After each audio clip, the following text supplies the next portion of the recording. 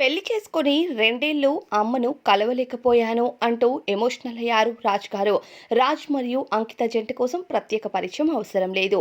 అయితే వీరిద్దరూ విడాకులు తీసుకొని విడిపోయారు. కానీ మొదట వివాహం కోసం కుటుంబాలను ఎదిరించి మరీ ప్రేమించి ఎంతో ఘనంగా వివాహం చేసుకున్నారు.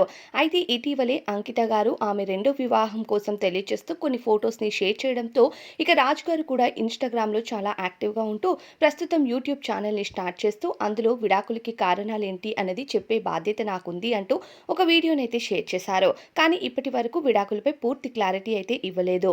కానీ ఆ క్లారిటీ ఇస్తూ నెక్స్ట్ వీడియోస్‌లో షేర్ చేస్తానని చెప్పి ఇంకా ఆ వీడియోకి టైం పడుతుంది అంటూ మరో వీడియోనైతే షేర్ చేస్తూ నెటిజన్లకి, అభిమానులకి సారీ అయితే చెప్పారు రాజ్ గారు. అయితే పెళ్లి చేసుకున్న తర్వాత 2 ఏళ్ల తర్వాత ఇంటికి వెళ్ళాను.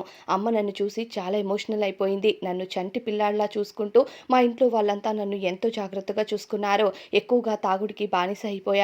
అందుకే చాలా వీక్ అయిపోయాను అంటూ చెప్పడంతో పాటు నాకు ప్రస్తుతం జాబ్ వచ్చింది. జాబ్‌లో కాస్త బిజీగా ఉండడం వల్ల వీడియో అన్నది పెట్టలేకపోతున్నాను అంటూ చెప్పారు. అయితే చాలామంది నన్ను "నువ్వు పని పాట ఏం చెయ్యవా?" అన్నట్టు ప్రశ్నించేవారు. నిజంగానే 2 ఏళ్ల పాటు నేను నిద్రపోయినట్టే అయిపోయింది. కానీ ఇప్పుడు అలా కాదు. నాకు జాబ్ వచ్చింది. జాబ్‌లో బిజీ అవుతున్నాను అంటూ తెలియజేశారు. రాజ్ గారు చెప్పిన మరి విడాకులపై ఎలాంటి క్లారిటీ ఇస్తారో వేచి చూడాలి.